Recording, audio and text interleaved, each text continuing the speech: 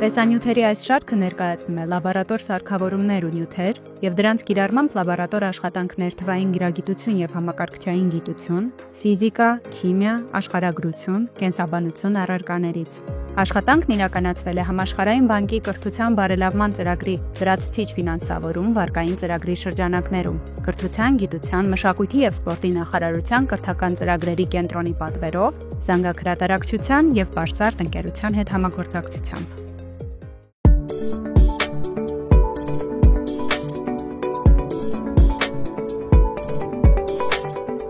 Ողջույն։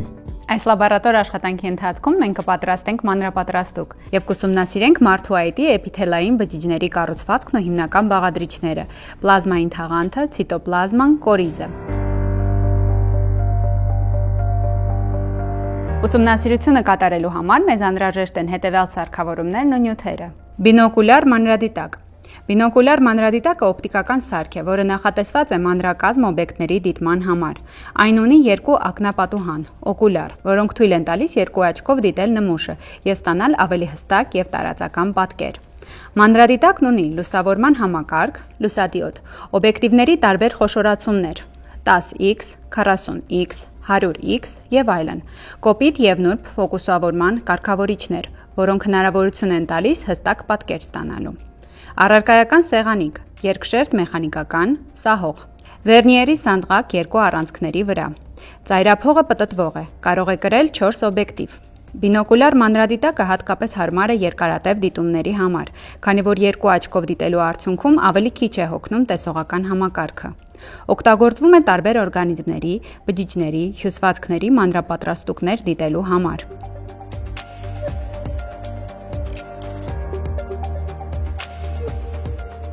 Առարկայակիր ապակի։ Առարկայակիր ապակին բարակ, հարթ և թափանցիկ ապակի է, որի վրա դրվում է հետազոտվող նմուշը։ Այս ապակու վրա էլ հենց դրվում են բջիջների կտորները, օրինակ քսուկը։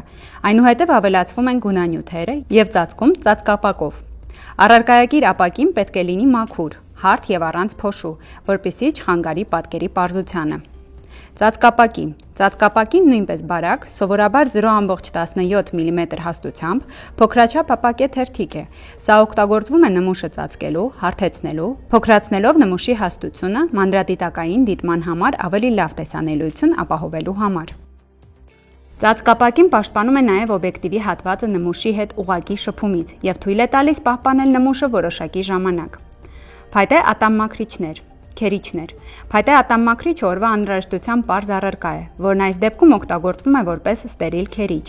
Այն մատիտաձև փայտե ձողիկ է, որը բջջանյութի մակերեսից նուրբ քերելով թույլ է տալիս վերցնել բջիջներ, օրինակ այտի ներսի մասից։ Ատամմաքրիչը պետք է լինի մաքուր և չօգտագործված, որպեսզի վերցված նմուշը չախտոտվի արտաքին նյութերով։ Կաթոցիչ, պիպետ։ Կաթոցիչը կամ պիպետը փոքր քանակությամբ հեղուկներ, օրինակ ջուր, ներկանյութ, կաթիլային ճշգրտությամբ վերցնելու և դնելու համար նախատեսված գործիք է։ Այն հաճախ պատրաստվում է պլաստիկից, ավարտվում է նեղ ծայրով։ Թղթե անձեռոցիկ։ Մեզ անհրաժեշտ են նաև հետևյալ նյութերը։ Մեթիլեն կապույտ։ Մեթիլեն կապույտը օրգանական ներկանյութ է, որն օգտագործվում է բջիջների հիմնական կառուցվածքային տարրերի տեսանելիությունը բարելավելու համար։ Այն կապվում է օրինակ բջջի կորիզի, DNT-ի հետ և տալիս է մուգ կապույտ գույն, ինչը հեշտացնում է կորիզի և բջջի այլ տարրերի որոշումը մանրադիտակով դիտելիս։ Մեթիլեն կապույտը կիրառվում է ջրային լուծույթի ձևով։ Ջուր։ Ջուրն օգտագործվում է նմուշի նախնական քսուկը պատրաստելիս և մանրէազերծ միջավայր ապահովելու համար։ Մաքուր ջուրը թույլ է տալիս բջիջներին հավասարաչափ բաշխվել առարկայակիր ապակու վրա։ Ջուրը անհրաժեշտ է նաև ներկանյութը նմուշի վրա հավասարաչափ տարածելու կամ հնարավոր անհրաժեշտ լուծումներ պատրաստելու համար։ Օգտագործվող սարքավորումները և նյութերը պետք է լինեն մաքուր,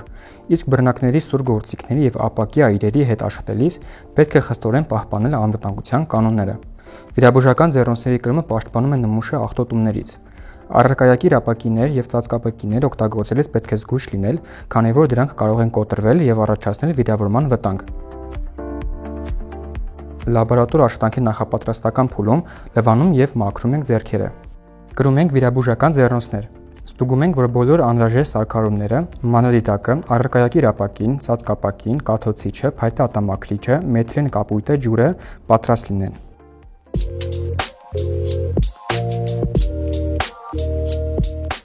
Հիմա անցնենք նմուշի պատրաստմանը։ Մաքուր փայտե ատամաքրիչի մի ծայրը զգուշորեն անց ենք կացնում այտի ներքին մակերեսի վրայով, շարժելով վերևից ներքև, մոտ 10 անգամ։ Սա թույլ է տալիս ստանալ այտի էպիթելային բջիջների նմուշ։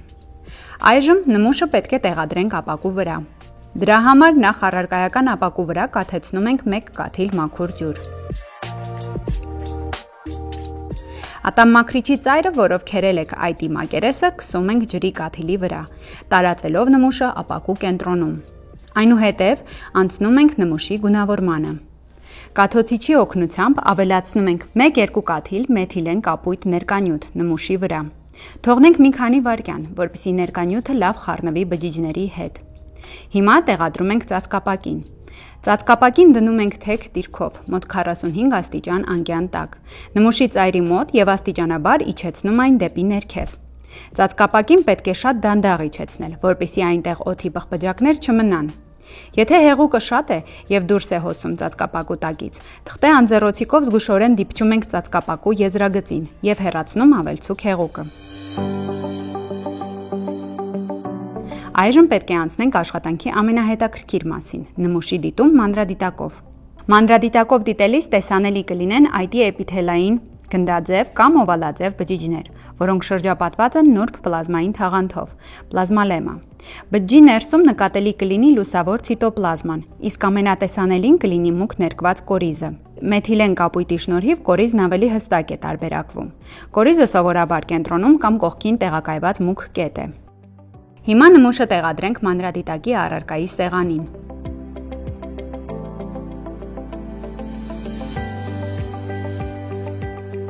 Սկզբում դիտենք փոքր խոշորացմամբ, ընդհանուրը տեսնելու համար։ Կարգավորենք լույսը, ֆոկուսը, անցնենք ավելի մեծ խոշորացումներին բջիջների կառուցվածքը մանրամասն տեսնելու համար։ Ուշադրություն դարձրեք բջջի ուրվագծին, պլազմայի թաղանթին։ Պլազմային թաղանթը պլազմալեմա բջջի արտաքին սահմանային շերտն է, որը դիտելի է որպես բջջի շուրջը գոյացած նուրբ գիծ։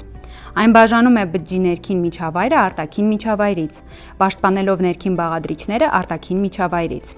Պլազմային թաղանթը կիսաթափանցելի է։ Այս հատկության շնորհիվ բջիջը կարողանում է ստանալ անհրաժեշտ նյութերը և հեռացնել նյութափոխանակության արգասիքները։ Ահա ցիտոպլազման։ Այտի բջիջների դեպքում ցիտոպլազման այս պարզ, թեթևակի գունավորված տարածությունն է։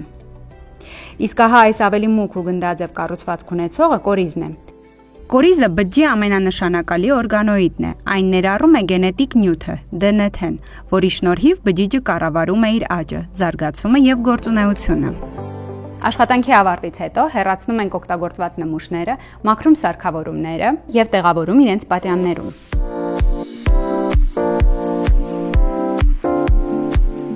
Ահա և մենք ուսումնասիրեցինք մարդու այտի էպիթելային բջիջների կառուցվածքը։ Լաբորատոր աշխատանքի արդյունքում պարզ դարձավ, որ մարդու օրգանիզմը կազմված է բջիջներից։ Դիտարկված էպիթելային բջիջներում կարողացանք տարբերել բջիջի հիմնական կառուցվածքային տարրերը՝ պլազմային թաղանթը, ցիտոպլազման և կորիզը։